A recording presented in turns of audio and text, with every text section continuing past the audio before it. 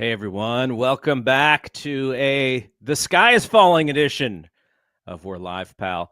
Andrew Zarian.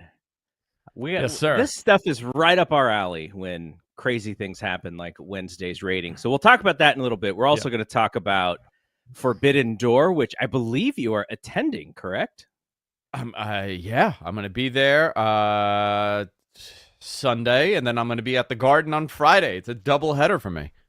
Wow, you got two big wrestling shows in consecutive weeks. Consecutive weekends, yeah. Man. You're back in it, man. You know, I get in it, and then first of all, I'm going to SmackDown. I still would have got to SmackDown. I have a great time. I love the Garden. You know how I feel about that building. I'm there every day. Literally every day I'm at the Garden. My kids love it. They love that and I love that I give them this experience, and they get a very unique experience when they go to these wrestling shows.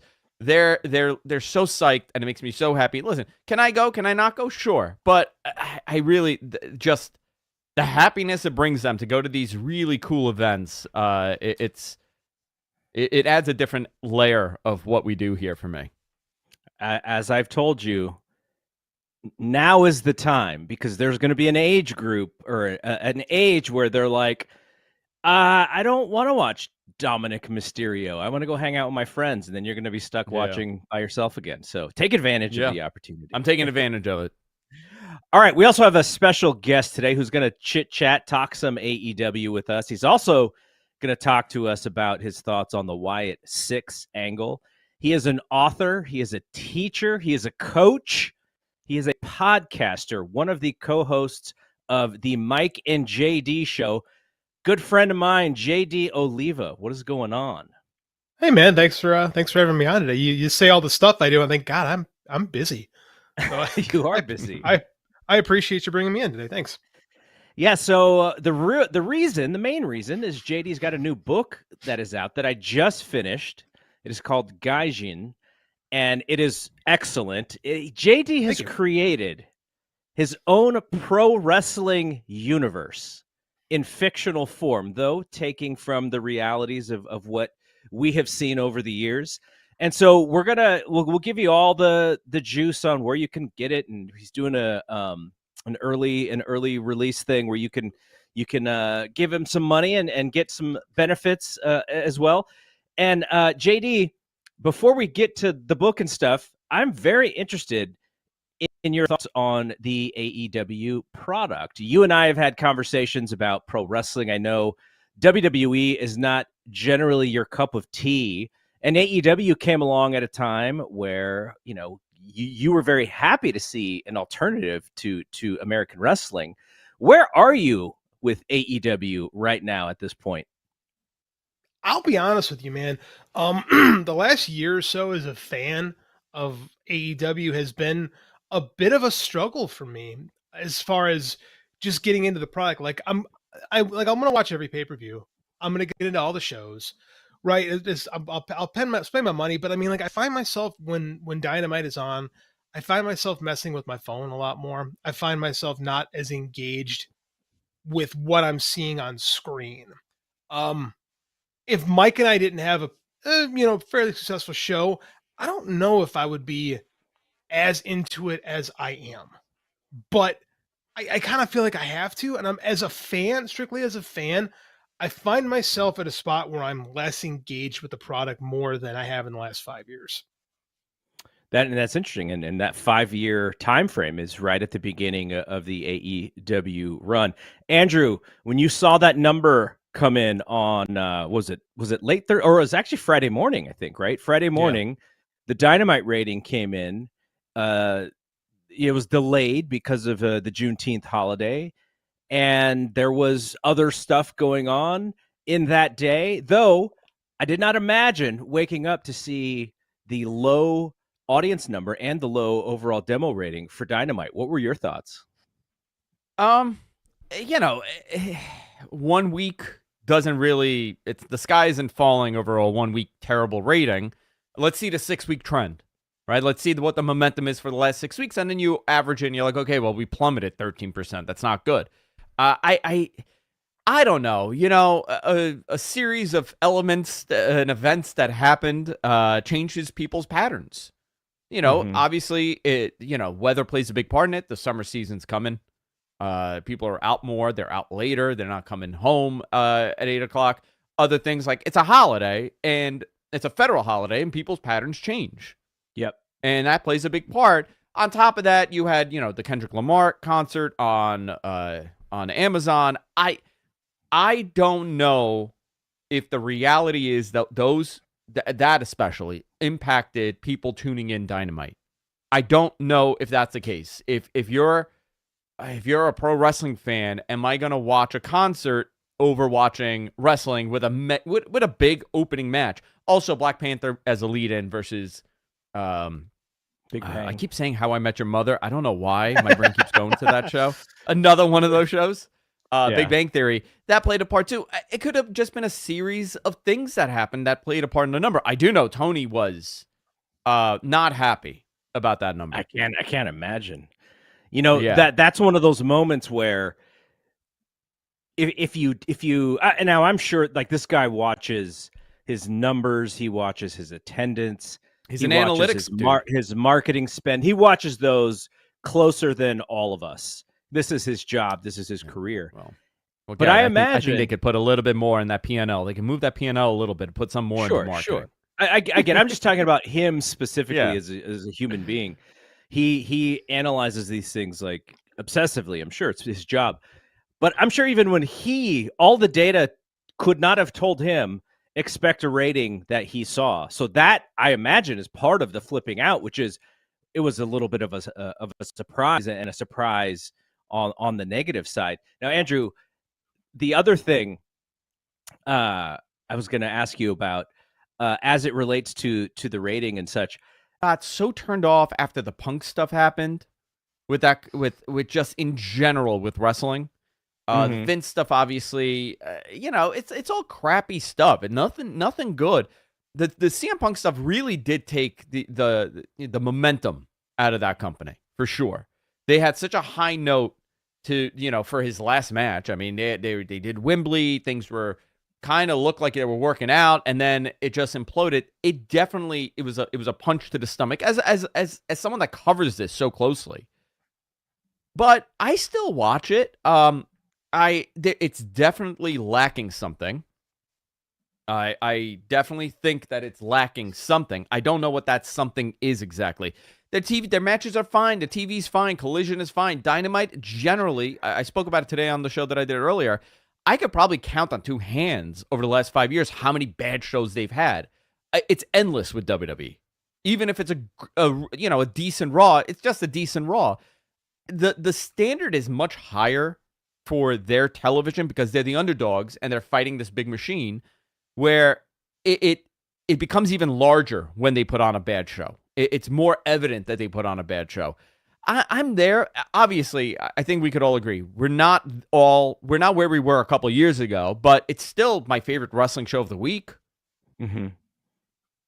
By far. Now, JD, I know your co-host Mike Gilbert is like, hey, any news that I can throw on a graphic and put on our YouTube channel for clicks is fantastic. And so I'm just kind of wondering, as you and Mike are reviewing Dynamite, are you looking at it through the lens of, is this quality television, or are you kind of looking at it through the lens of how can we take this in a certain route on our show, kind of because you guys have a unique audience as well. Like essentially some bad Dynamites might be great for content for you guys. Mike is really good at poking the bear.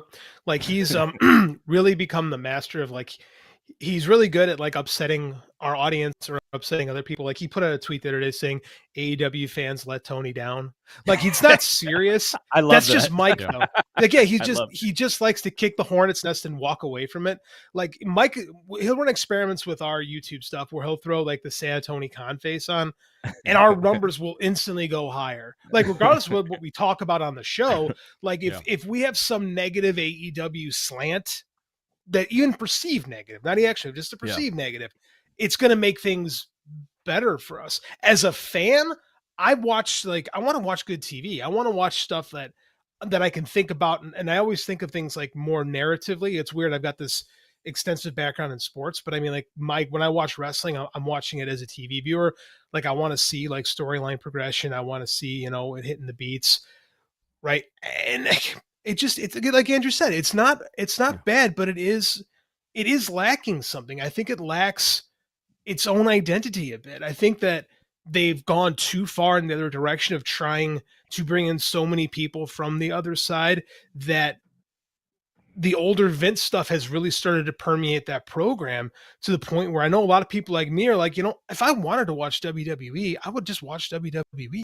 I don't want AEW to feel like WWE. I don't like when I watch Dynamite and people are standing at weird angles in front of TVs. I don't like, I can't tell you how much I'm not looking forward to Swerve and Ospreay doing a Can They Coexist tag team main event. I mean, that's right out of the Raw playbook. And there's a reason I don't watch that stuff.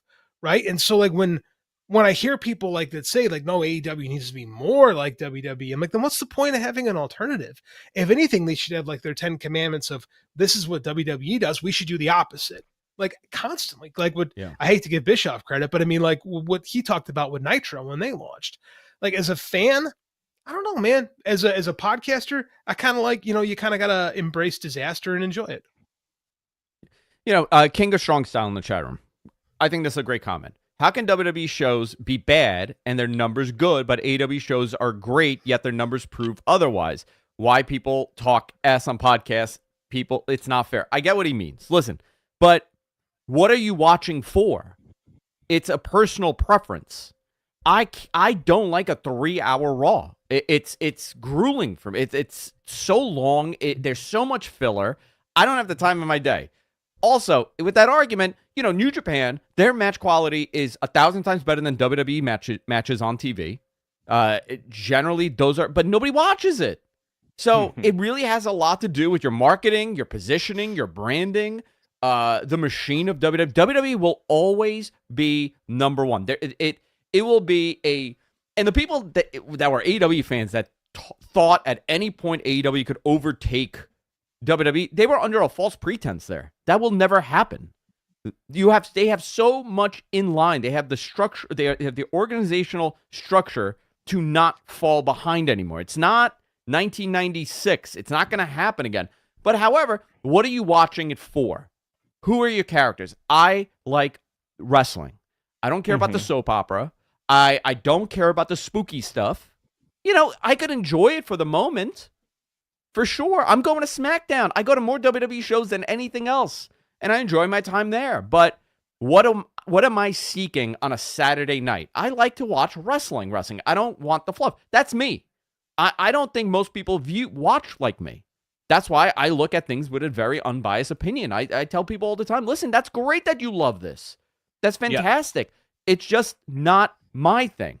I could watch SmackDown easily. I could watch NXT. Like NXT, great example. I could watch NXT for a couple of weeks, and then I don't watch it for like 4 or 5 weeks. That doesn't mean it's a terrible show. It just means it's not at the level for me to watch. And the same goes for Dynamite and Collision and Rampage. There's a core audience of P1 viewers that will tune in, and we know what that bottom number is 500,000 is a pretty bottom number. Yeah.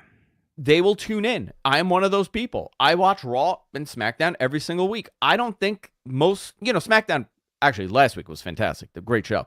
But Raw most weeks, it's not a great show. Majority of the time, it's depending on what you are seeking. My viewing habits are very different than other people's viewing habits. I don't try to push my viewing habits on people. If you don't like something, you don't need to watch it. If you like it, great. Awesome. Watch all of it. So going back to something that JD said about Swerve and Ospreay, that the way that they got into them teaming, they didn't even really try. It was like, for what, at least from the perspective of Tony Storm and Mina and Mariah May, I sort of get it. There's a little bit of a wink to it as well.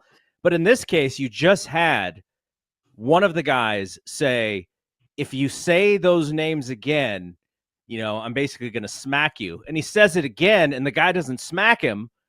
and now they're teaming, and it's almost like I almost I hate that wonder stuff. if they had an extra week, right? They had like 4 weeks of booking, and they had an extra week, and they're like, oh, what do we do? Because it definitely does seem right out of the Vince McMahon playbook to have the two people competing in the match being a tag team. And what's going to happen? They're gonna fight each other in this tag team match. We So know that that's cliche. going to happen, right? So JD, what going back to what you were saying about the alternative, like I think there are things that AEW can do or take from that WWE does very well, whether it's a video package or whether it's some sort of small recap. But again, like you said, they should look at these things as alternative. What's the alternative to what we can do? How can we make this feel a little bit more real or a little bit more sports instead of always having to be sports entertainment? Like, why do you think that they're leaning into that a little bit more these days? I think the main reason why is because like the online narrative is that Tony Khan books AEW by himself and like he's this mad scientist and just it's whatever he's. But the truth is they've got a writer's room, for lack of a better term, and it's chock full of people that used to work for Vince. Right? It's full of people that their sensibilities are that sports entertainment stuff. They literally came up professionally under it. And when you have that type of education, you're taught that this is the way things are done. And I don't think there's enough voices saying, no, let's do this instead. Like, I don't think there's enough people saying, no, instead of having a contract signing in the middle of the ring where the table breaks, let's do this differently. Right? Like there's not enough of that. There's too much of, well, this is just the way it is. And it's a lot of people that were in creative spots when WWE wasn't doing quite as well. Yeah. So like I don't, and that's the frustrating part as a fan, because like I hear, oh, they hired, okay, Mike and I had, our Mike and JD show used to be Braced for Impact, right? We had an Impact Central podcast. The reason we had to change that is because I just broke. Like I remember one episode, Taylor Wilde was playing with tarot cards on the apron during a match, and I was on the episode, and I just, Mike, I can't do this anymore. Like this is just awful. And you know that was Jimmy Jacobs and R.D. Evans. Well, guess where they're working now? Yeah. Right. It just.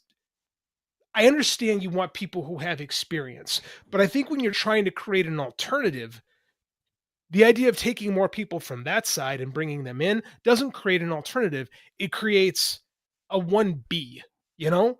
Like instead of being different, like especially 23, like the whole MJF Adam Cole thing was, Andrew said like what you like, and that's cool. I get that too. I just as a fan couldn't stand that. Like every week I cringed watching the two of them act like children in bad WWE sits. Right. It was like the worst of what WWE used to do. And there's not enough people trying to fight. There's not enough, trying to portray this as a realistic sport, because that would make it an alternative, right? That would make it different. At least would present a different picture, right? Because if you're going to try to be like Andrew said, they're the market leader and they're never going to get caught. Like Coke is never going to get beat, but Pepsi does just fine doing their own thing. So why not lean into that? Why not be Taco Bell, right? You're never going to beat McDonald's, but you can be awesome at being what you are. And that's I think AEW's problem is they don't do enough establishing and reinforcing what they are.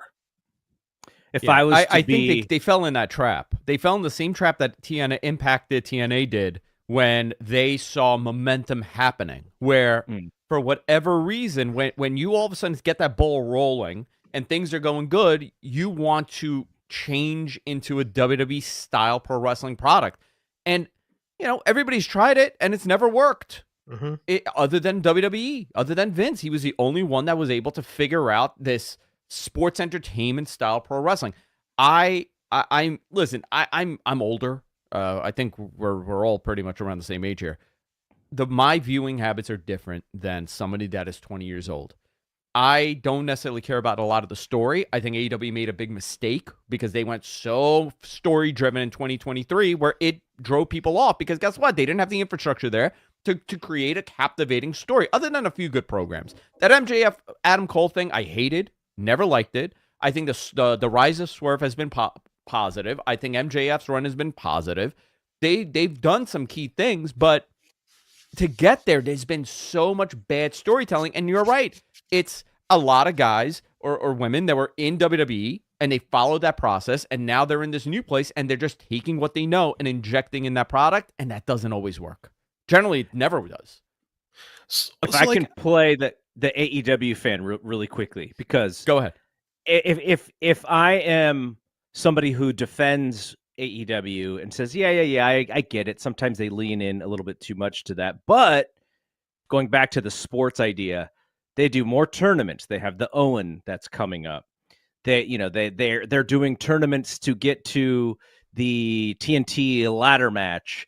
They do a tournament. At least we think they'll do it again at the end of the year with the Continental Classic. So there is this idea that, hey, they're trying to do things that are a little bit more like G1.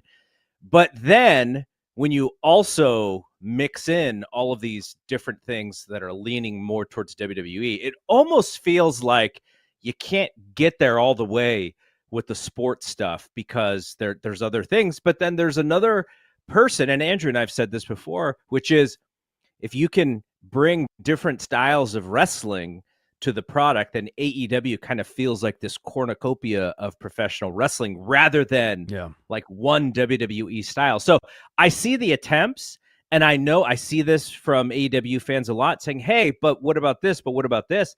Like, do you, and JD, you can go first, then Andrew. JD, do you see the vision that Tony has, or do you think, maybe it's a bit unorganized? I think it is unorganized. I think that Tony does have a vision, but I think they stray from it too frequently. I think that he sees this, like he always says, oh, Mid-South, I want to be like this. I want, but at the same time, like you don't stick to your vision enough. You let things run in the other direction that betrays your vision. And the problem is like you built your audience on these people who don't want that other thing. Right? If I want to drink Coke, I'm going to drink Coke. I'm never going to drink Pepsi. I like Coke. Right? So it becomes this, well, we have to chase the WWE fans instead of just, really making your own fans. I think that sometimes the term story and storytelling kind of gets lost because, like, again, I'm a harp on this forever. I say this all the time on our show. I'll say it here with you guys. And this isn't me talking. This is Robert McKee. This is literally the guy who wrote my screenwriting textbook in college. A story is just you have a character, you have a protagonist who has a goal, right? Something is standing in the way of him or they achieving that goal. That's a story, right? And that's why pro wrestling is so easy to do because it's very simple. I want the title. What's standing in the way? Well, it could be the champion. It could be this guy I have a feud with. It could be anything, right? And this is like the thing is, they don't tell stories. They don't tell stories. I think AEW does too many stories. But like they get lost in the minutia of the beats and they get lost of all like the superfluous stuff that takes away from what story is. Like the best story they told is Hangman Page's Rise, right? That was a really good story. It was focused, it was easy to follow, and it was like it had this like verisimilitude. It was super pure, like it was easy and super relatable to understand. That is good storytelling. And there's nothing, you don't need like the bells and whistles and the magic tricks and all that stuff. And they can do that repeatedly, do it all the time, which is like what I really liked about Swerve and Ospreay's promo last week is you felt you had two guys with a goal. They're standing in each other's way and they're both in their own world, the protagonist, right? So like that felt really good. But then you have to drag yourself down with like, well, these two guys don't like each other. Why would they tag? What sense does that make? Why would then the narrative starts to break down. And again, WWE, Dave had a great tweet today about this. Like WWE fans expect a certain thing and want things a certain way, so they don't question it. AEW fans don't want things that way. So when it happens, they get really mad about it. So then you create this conflict within your audience. And I feel like the last year plus, there's been like a lot of conflict within the fan base and like they've taken on almost an adversarial attitude. Like the fans and the promotion itself have developed this like really adversarial attitude about things where they're not like all on board. WWE fans are all on board, man. Oh my God, are they all on board? Because they've seen the worst. They've seen the bad, really bad. Yeah, no, it's exactly what Andrew says. We know what bad looks like. I've lived it.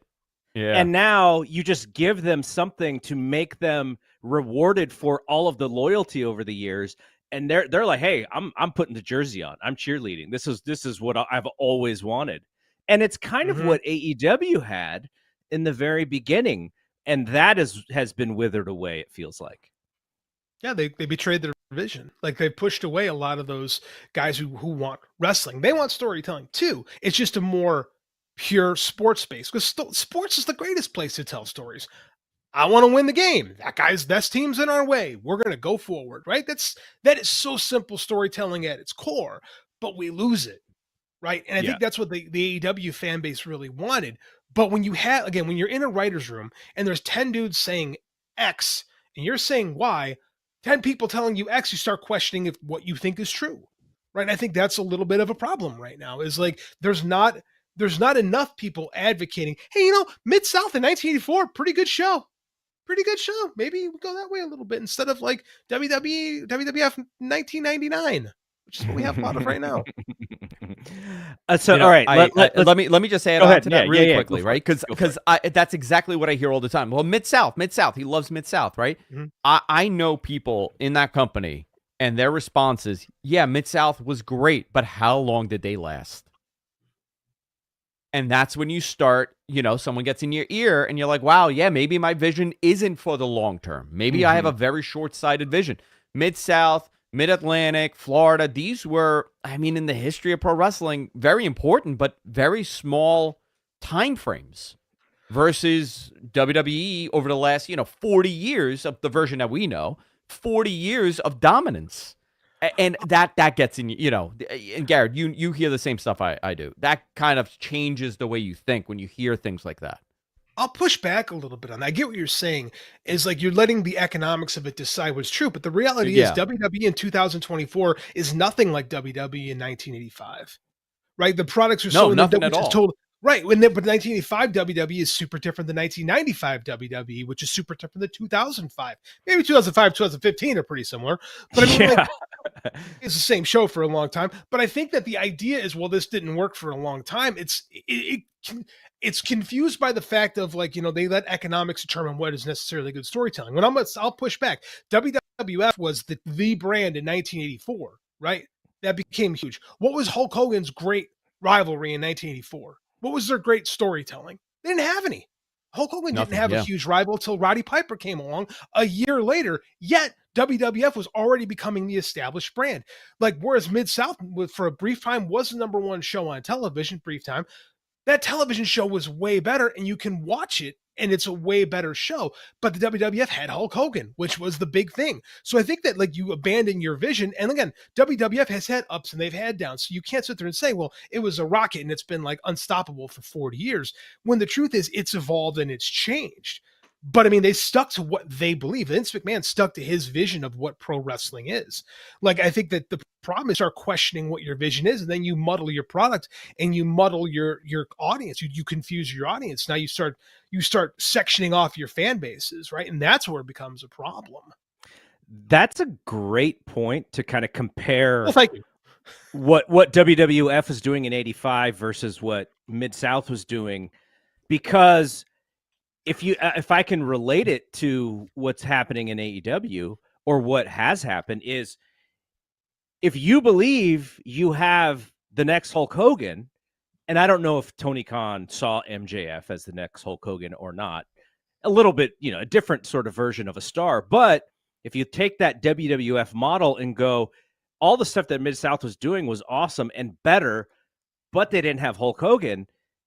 The strategy might have just been, we need that top star that kind of creates that loyalty and that star power. And then we can run the underneath stuff and try and make that stuff good. But first and foremost, we need that star to kind of carry the brand. And I wonder if that is where the change happened, is just in the vision. Is like, hey, let's try and build this thing. Because Andrew and I were there in Vegas when MJF screwed off the meet and greet, and that was kind of the beginning of the MJF stuff. And so, it's an interesting thing, and I didn't think about it that way until JD just said it.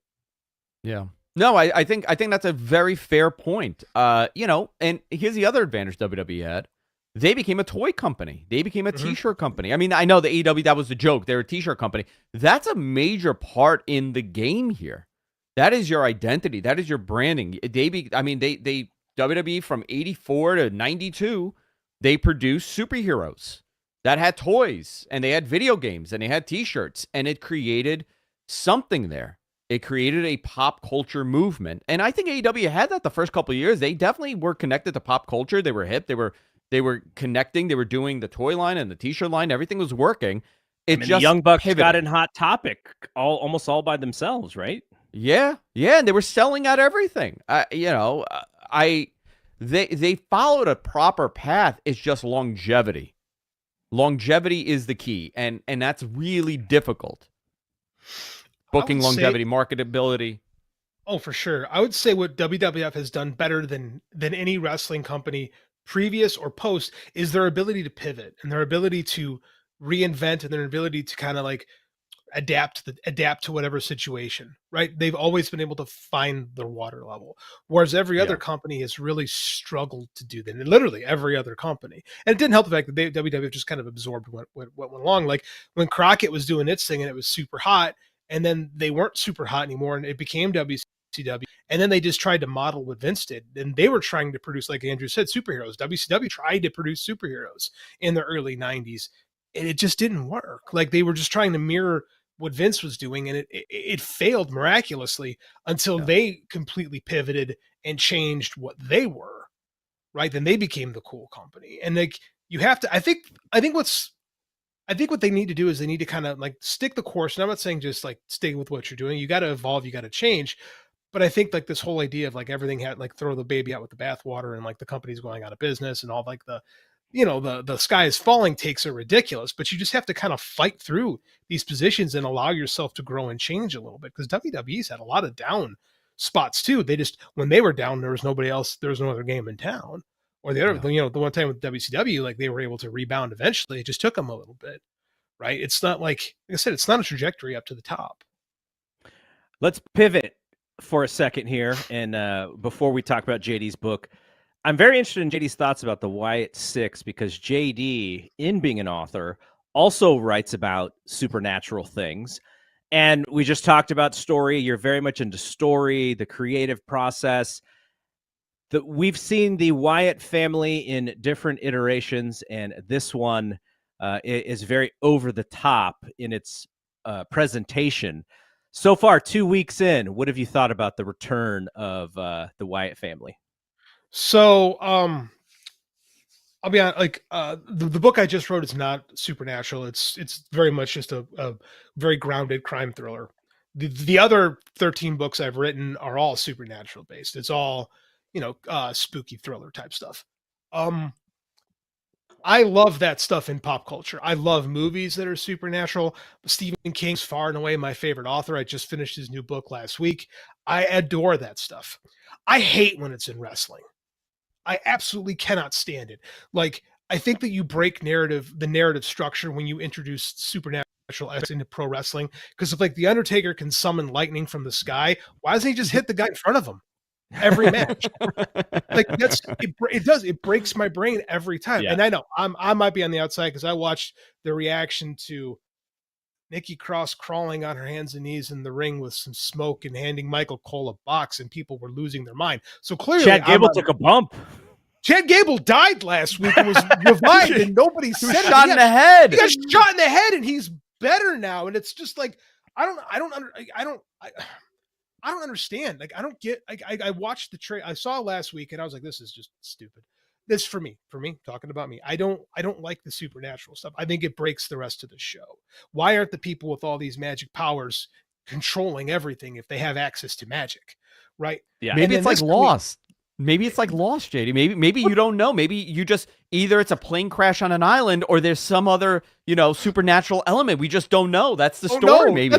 And that's the problem with Lost is we never figured it out. We sat there like, the hell were we watching for 7 years? It's so Time travel. Standards and practices says you can only do 2 magics in one show. I think that's what I'm saying. Like, well, and we have to follow the rules because that's what we do in pro wrestling. Like, and then so I watched this. So you're like, hey, make sure I want your thoughts on Wyatt Sicks. So I watched the Bo Dallas, where we're calling him Uncle Howdy, promo this week, and he was really heartfelt, and I thought he delivered it really, really well. But I don't know what I'm watching. Like, I don't understand the concept of this. Like, is he like, are they like demons with powers? Do they have like control over this? Like, all I know is they delivered a VHS and they're, for some reason working on 30-year-old equipment and have static for things that shouldn't have static. And like, again, my video degree works with me. I'm like, why would this have static? Why would you be doing this on SVHS video and this part in like clearly in digital? It's bizarre. And I think that I hate it. I don't think it makes any sense. I am severely in the minority. They are going to sell a ton of t-shirts and people are going to love it. And I'm going to throw my hands up. But again, I go back to when they were doing the thing when Bray was the magical murder clown and he had Seth Rollins screaming in the corner to end one of the worst pay-per-views ever. That didn't do great for business. I know it sells a lot of t-shirts, but it never seems to transcend and become the thing that pushes the company. And I think that it actively works against what they're doing with the rest of the company right now, where you have Cody Rhodes, this super believable, almost like 80s styled, super, babyface good guy that's very grounded. And then you've got, the magical murder rabbit in the corner. I don't even know if there's supposed to be magic. Am I supposed to know that that's Eric Rowan why is he wearing a magic mask? Why is Joe Gacy dressed like a pig with a gas mask? I don't understand. I don't get it. Like, it just doesn't. They could just be really into the macabre. That's it. But I mean, but then show me that. Then who are they paying off to do the magic stuff in the arena? Like, I just want it to make sense. And I think that Jeff Jarrett cut. There are two promos this week, right? They are both about loss, right? Mm-hmm. Jeff Jarrett's is one of the most amazing things I've ever seen. I think it goes beyond a wrestling promo. I think it's a shame they didn't show the 9-minute version on television, right? And I thought that what Bo was saying about his brother really was like heavy and impactful. And they were both like, it's weird. There were these weird parallels that ran through both those promos, right? But one was to sell a tournament and the other was to sell murder. Like, they tried to kill a bunch of people last week, but they all got better. So I'm having a hard time kind of understand what the point of all of it is. And if there is no point in it, it's just stuff to have in a TV show, then why am I getting invested in it? For me, like, the narrative really falls apart here and I don't get it. Maybe that's just me. I mean, it's kind of the conversation that Andrew and I had last week, which is you're doing this again. Every time that you've done it so far, you've had to pull out and stop doing it because it hasn't worked for one reason or another. You sold a ton of Fiend masks, I'm sure. I'm sure you made a ton of money in all of that to sort of the cost benefit part of it. But I can't imagine why anyone would want to work with these folks, because you look at what happened to Chad Gable, and Andrew and I had this conversation last week. I was like, man, whose Cheerios did Chad Gable piss in to have to all of a sudden be like a really entertaining character? And then now he's getting killed and taking bumps to Nikki Cross's crawling. So I'm with you, but I think, and JD even mentioned this, like, the fans are going to love it, especially in the beginning. It's cool. It's new. They went above and beyond the Call of Duty to make this thing intriguing before it even started. And now it's time to show all of your ideas.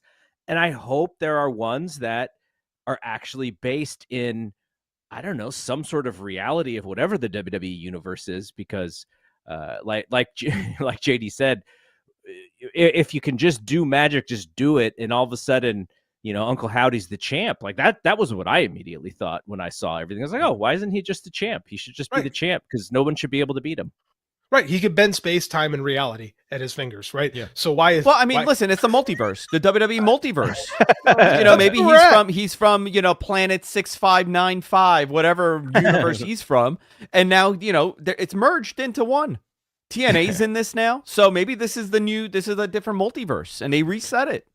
dude, as a comic book fan, it is so hard to explain this stuff to normal people without coming off like the biggest idiot in the world. When I have to, and I talk to normal people like, well, you know, that happened before Superboy Prime punched the walls of reality and changed the universe. And I realize how stupid I sound when I say this. And now you're going to apply it to pro wrestling. And I'm just like, why? It's just so easy to do. Cody Rhodes beat Roman Reigns. That's great. Everybody went crazy. Why? And it never, like you said, Garrett, it never goes through. They can never commit all the way to it, because when you commit all the way to it, then you have to just embrace that the supernatural is real. And where does it end there? Like, I mean, if it's Lucha Underground and the whole thing is played with a wink and a nod, like, okay, fine. That was the conceit from the get-go. But this is, I don't understand what to do. Like, and it never works out well for the people working with them. They always look stupid. Remember how Seth Rollins had to like cower in fear? Well, like that was maybe the one time they went all the way through with it, right? And it was bad. And then in other times, you had Randy Orton going, "Not tonight, brother," and just beating him, and then it goes away that way too. So, all right, let's talk about your book really quickly. You mentioned it's a crime thriller. It is based in a JD Oliva creative wrestling universe set in Japan, based off of New Japan Pro Wrestling, based off of the G1. The character, his name is Matt Bradley. He is an American wrestling with a mask, so he's like a masked American luchador.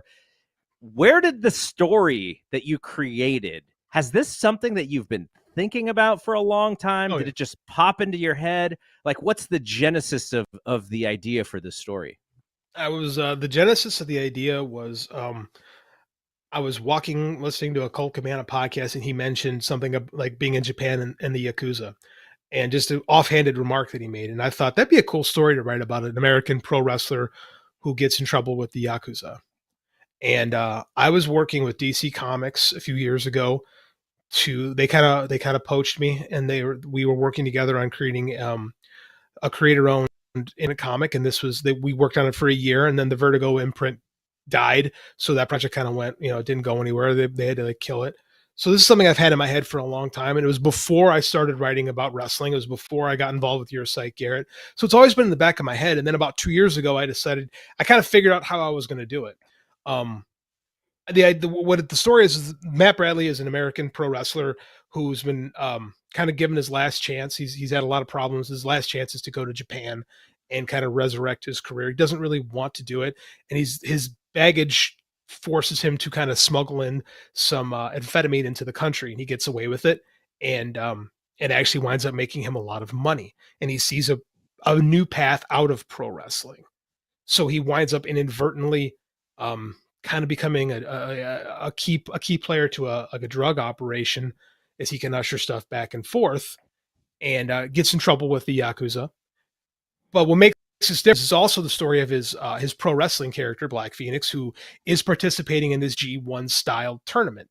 And the two characters run this perpendicular. They kind of cross each other. Like Matt Bradley's he's a kid who's just really in over his head, and he's just trying to make things work out, trying to make ends meet. And through his own decisions, by the end of the book, he's become a complete and total jerk, right? He's just a horrible human being by the end of the book. Meanwhile, his wrestling character in the kayfabe world starts off as this pawn of this, the heel group, and he's a bad guy, but through his work and like his charisma in the ring, he becomes beloved. So the two characters do a crisscross, and by the end, the real person is a horrible human being, and the kayfabe person is beloved, and that you reach a crescendo. So that's kind of where the genesis of all that is. I just think that wrestling gives you this opportunity to tell a thriller story in a different way by introducing the elements of kayfabe. And I don't know, this is something I've kind of wanted to do for a time. I think this is a book that only could be written by a guy from our world, quite frankly. Like, I think this is I'm proud to say this is a book that only I could have written, and I'm happy with that. Now, JD sent me an early copy so that I could read it, and then we could talk about it here. Now, JD, I don't know if everything stayed the same, but there are excerpts of what is sort of like Dave and Brian talking about what is going on in this tournament on like an episode of Wrestling Observer Radio. Now, are you going to keep that stuff in the final copy of, like, you don't mention Dave's name or Brian's name, but there are initials, and you can insinuate that is who you're talking about, and you have like dialogue that tells me that you've listened to them talk before, and like how, you know, Brian may have a question and Dave might just be very succinct in his answer before explaining it. Like that stuff for me got a big kick out of me, and I think for this audience that listens to our show with myself and Andrew would really get a kick out of that. Is that stuff that you're going to keep in the final copy? I needed to figure out a way to tell the kayfabe story that wouldn't just be matches. And I had the idea of a podcast transcript, and I wrote the first one. I'm like, well, that was fun, you know, and I absolutely mirrored Dave and Brian. If I have to change it, I will. But I just wanted to kind of give like us, fans like us, a tether to, like, you know, to how I can tell this story that's not just the same thing time after time. And then I really kind of embraced all of it, like trying to like mimic the Observer, mimic, you know, interviews, mimic websites, like anything to advance the story without just being this guy's, because writing a wrestling match is hard. Like writing, he goes up for a suplex, he goes down for a pile driver. Like, you know, it can get repetitive and it can get boring, but I figured I could advance the story by using some tricks that guys like us would know. Like, and then really kind of the audience that I had in mind when I was writing this, like, this is super niche, and I kind of embraced that. And it was, I don't know, it was a challenge, and I think it was a lot of fun to write it that way. And I don't want to change it, because I think that's, I think it's kind of cool. Anytime you can bring a new way to kind of like help tell your story in novel form, the better off you are. Like, narratively speaking, like, again, Stephen King will do that sometimes. He'll use like transcripts from things like Dracula in particular. There's a book written all in journal entries, right? So these are the things that were kind of inspiring me as I was going along. And I thought that, you know, podcast, you know, transcripts would be kind of cool to do, because I'd done a bunch of them. And again, I listened to your show with Dave. I listen to Dave and Brian all the time. I listen to all this stuff. So I figured it'd be kind of a fun way to tell this story. Now, for the way that the book kind of leaves, the ending of the book makes me think that if this Kickstarter and if the sales are successful, that you'll be open to writing another book. Now, if you have room for a gentleman who's got, you know, sort of poofy hair a little bit, you know, likes to dress to the nines no matter anywhere we go, including like to wrestling shows, you know, the no socks, loafers, and dress pants kind of style. You know, someone who's up into my right here in this video, like if we get an Andrew Zarian type character. Oh, that's it. That's what we need.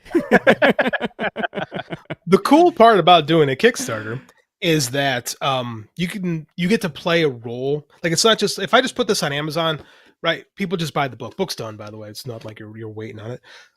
What Kickstarter is cool about is you can actually like have fun with this. Like, the most successful tier that I have in my books is the Be a Character tier. So for a price, I write you into the book, right? You can actually become like, this is a really nice way for me. It makes a couple extra dollars on a project, but it's also a lot of fun. And they're really enjoy seeing themselves in a book, right? So I've sold a couple of those already. And so you literally, if you're interested, could become a character. One thing that we're selling the Black Phoenix mask. That's going to be fun. The one thing I'm really proud of is I created the program for the tournament, because it's 24-man tournament, and I couldn't get into the descriptions of all these characters, but I know what they all are. And I teach Photoshop. That's my day job. I teach at a high school. So I just constructed the program, right? I built the program up, and you know, I had an artist draw out like what everyone who in the tournament looks like. I wrote up their little biography. So I kind of stole it from the handbook of the Marvel Universe, where you could just get a quick little snippet of what someone's like. And I have the tournament brackets in there. And like, you can kind of trace the tournament out as you go along. So again, that's going to be part. You buy the book at a certain tier, you're going to get either the digital version of the program, or you can get the printed version of the program. As for a sequel, there is a prequel story that I'm working on right now. It's a novella. It's a story that's referenced in it. That one does kind of delve into the supernatural stuff. It's more in line with my other work.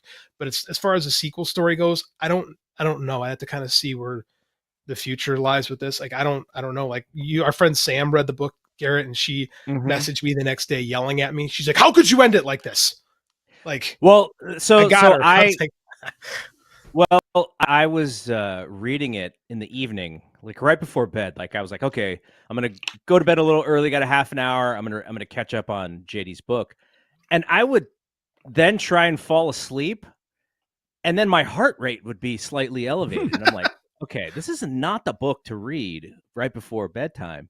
But also at the same time, I was just so invested in the characters. So when I say, "Are you going to write a sequel?" It's because I'm like, okay, like, you know, some of these characters, the, the way that you can follow them into the future, I think you have it set up, and there are others who won't be able to. But I just thought like this is kind of an interesting to mirror your pro wrestling fandom and your writing expertise. Like it's just a great universe of characters that you created. So I would be happy to see something down the line. But before we get out of here, and I kept you a lot longer than I said I would, give the Kickstarter the link. How do they find the Kickstarter?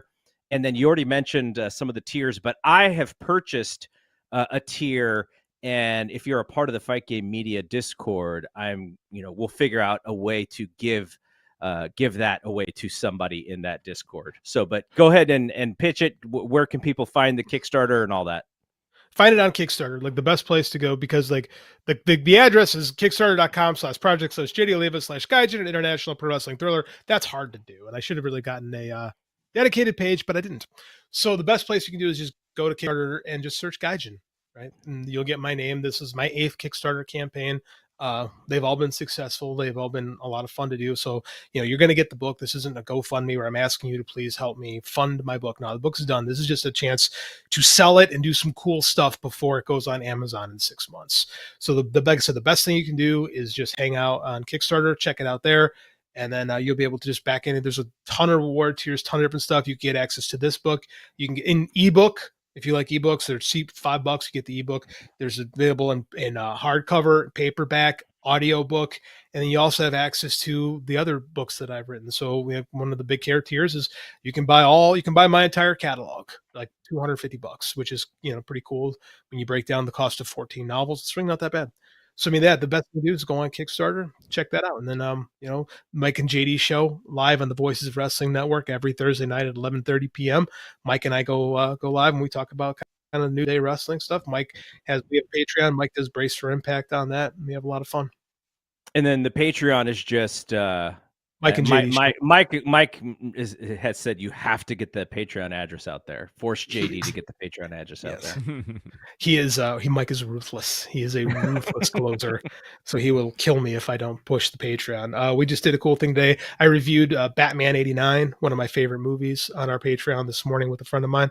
So that was a lot of fun. We'll do those kind of things. Mike does a lot of, like I said, his Brace for Impact show. I do a lot of stuff on there. We do articles. I'm putting out the new story. It's going to be chapter by chapter released on our Patreon before I take it to Kickstarter next year. So that's cool. We do a lot of cool stuff on the Patreon. We opened it last year and it's grown pretty well over the last 9 months. All right, JD, thanks for joining us. Andrew and I are going to hang out for a few more minutes before this show ends, but appreciate you coming in, man. Can't thank you guys enough for letting me talk with you guys for a little bit. I love talking about wrestling. I really like talking about my writing stuff, but just kind of getting on here and really hanging with you again, Garrett. It's a blast. Andrew, it was really nice meeting you finally.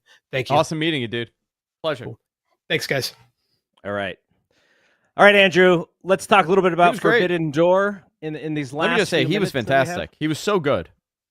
Yeah, he's a good dude. I met him through a friend of mine who actually does a podcast with Fumi Saito, Justin Nipper. And nice. He's like, hey, I got this friend JD, and JD's just he's just a great dude. So I'm happy for his podcast, and then this book. It's amazing. I don't read a lot of fiction these days, man. I'm all about nonfiction and learning about things and learning about business. And then he's like, hey, will you read this? And I was like, all right, I'm in, and it's great. So it gets my approval, my thumbs up for the Gaijin book. Forbidden Door is this weekend. This weekend, Swerve Strickland. I'll be there. Swerve Strickland, Will Ospreay. What are you feeling as far as interest? As far as is AEW gonna? I don't know. I don't think that Double or Nothing pay-per-view number really knocked it out of the park, but I think it's been sort of a consistent. Did you see what they did at the gate at that show? Double or Nothing. Yeah. I didn't go. So their gate. They made under $600,000. Yeah. I wasn't there, and there was a reason why I didn't go. I was like, I've been to all these shows. This one is not knocking me out of the park, and I kind of want to get home from Vegas. But it looks like the draw or the ticket sold for this one. They might get to 10K, right? They are at 9. There's like 1,200 tickets left, and they might. I think that building will be pretty full. It'll be set up to look good. They're staging it, obviously, so that takes a bunch of seats. I think it'll be fine. That's a nice building. It's a brand new building too, UBS. So, what is your interest here? On a 1 to 10, are you, are we talking 7-ish range, or are we talking more than World's End? Yeah, is that the last show that you went to? That was the last AEW show I went to. Yeah. So more than World's End. Obviously less than All In and All Out and Double or Nothing when I was there. I think it's fine. I like this show to be non-canon, and they seem to have strayed away from that, where now it's no longer just New Japan versus AEW or CMLL versus AEW. There's other things happening, like that TV title ladder match, which obviously I don't know what Edge's match was going to be on that show. I'm curious now. I think it's a little too soon for Swerve and Will, but that's my own opinion. I'm sure they're going to have a 5-star match. I can't see them not having a good match. The MJF match, that changed. But he's in Long Island, so it doesn't even matter. He could be wrestling a mop. People are going to go nuts because they want to see MJF come out there. I'm not that crazy. Do you know about, what the about match was supposed to be about? It was not supposed to be Hechicero? It was supposed to be Roosh. Oh, so instead they did it on TV because Roosh could actually work the TV. Got it. Yeah. Okay, that makes a ton of sense. I am with you. I think the problem with this pay-per-view is they signed New Japan's 2 best guys, so there's no, that specialness of bringing over Ospreay and Okada to do a match. It's just not there because now they're on their team. So now you had to add the CMLL guys, and I get it. If you didn't bring them over continuously over the last several months, and we saw all of these folks, then I think maybe there's a little bit more intrigue. I think the Mercedes and Stephanie Vaquer match is I'm really looking forward to that match. But how much can you actually build Stephanie Vaquer as a title contender? When she's working in Mexico, and she came. Remind me. She came to one of the AEW shows, right? She showed up. Stephanie Vaquer? Yeah, she was on TV one of the last couple of weeks. Yeah. So, but it's not like she was coming in regularly and there's this conflict. A lot of that has been built up through some pretty good video packages. You like we already mentioned, the Mina Shirakawa thing, I think has been really fun. And that's the little bit of crossover. And then you have Moxley and Naito, which is actually an actual crossover match, but I don't seem that anyone cares really, which is unfortunate because that's the IWGP Championship. AEW's own guy went over there and won the title, and the guy he beat for the title's coming back, and he wants his title back, and there's almost no interest from the people that I talked to. Yeah, very strange. I don't know. Listen, I think it's going to be a great show. I can't see it being a bad show, but I think there's a lot of it's hard to break down. I'm gonna have a great time. I'm gonna enjoy the show. I'm gonna be there. I'm gonna have a great freaking time. But what's the buy rate gonna be? That's what matters. Yeah, that's definitely what matters to them. And what are the buys on this show? We'll end with this, and JD brought it up, and I thought it was a great thing to bring up because I'd forgotten about this. But the Jeff Jarrett promo that they showed, like a couple of minutes on Collision, but I watched the YouTube version, which is like 9 minutes. What an amazing promo that was. It was almost didn't even He feel has like to a win that promo. tournament now. He has to win that tournament. So this is what I'm talking about. Yeah, that's a problem, right? It's a problem. Jeff Jarrett in that long version said they had been talking about this for a couple of months for him to be in this tournament.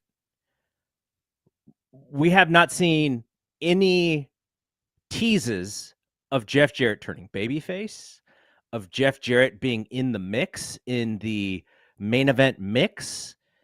And it just kind of came out of nowhere. Now, when he was put in the bracket, I went on with John The Rock on the Fight Game podcast, and I think it was then, I said,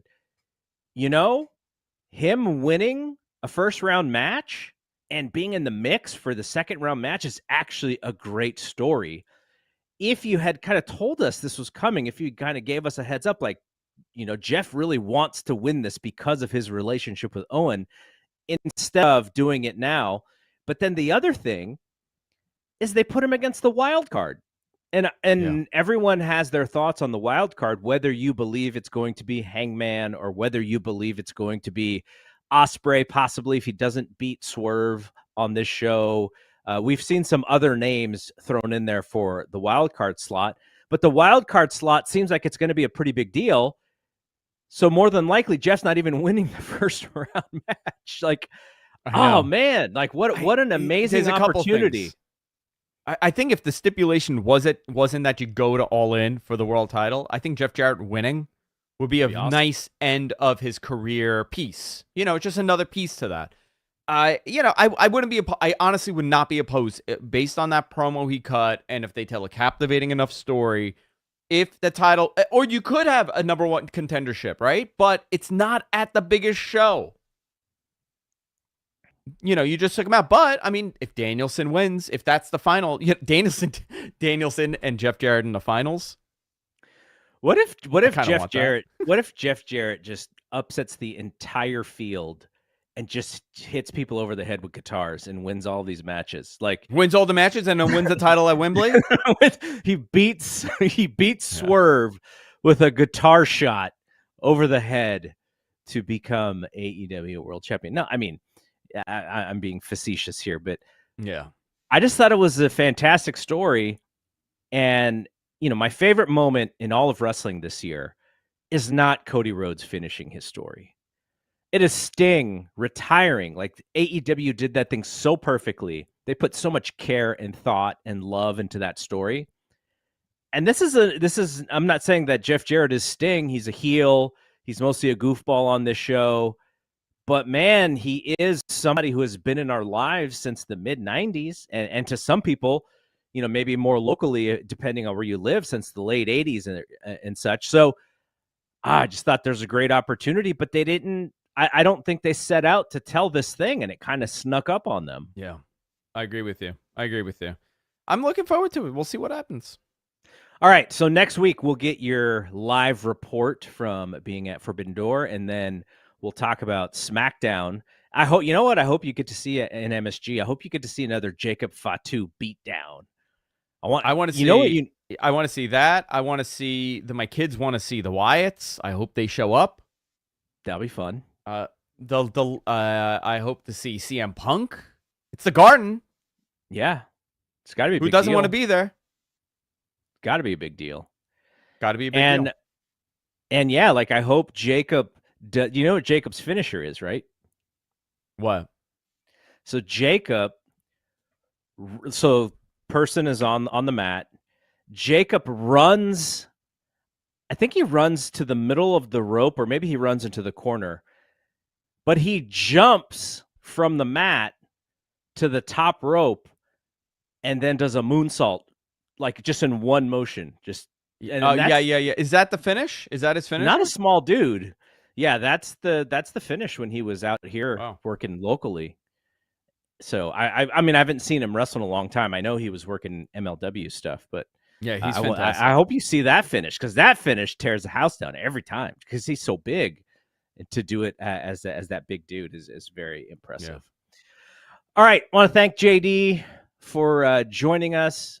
He didn't mention this piece, but really, if you want to get to follow all of his stuff on Twitter, JD_Oliva. He's going to tweet all of his stuff there, including free chapters. I think he's got chapter 1 of Gaijin up on one of his websites. Thanks to JD. As always, thanks to Andrew, who this is fun. He and I do this and just have a blast. So appreciate you, Andrew. And we'll be back soon, maybe next week, talking We're Live, pal. So for Andrew, I'm Double G. See you when we see you. Peace out.